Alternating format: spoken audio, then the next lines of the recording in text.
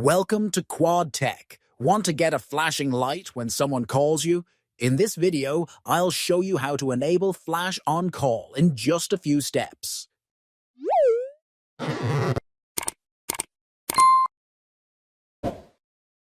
First, open the Settings app on your Android phone. Scroll down and tap on SIM card and mobile networks or SIM card settings depending on your device. Now find and select Call Settings or a similar option. Look for the Flash on Call option and turn it on. Now ask someone to call you and check if the flash blinks when you receive a call. And that's it. You've successfully enabled Flash on Call. If this video was helpful, make sure to like and subscribe for more tech tips.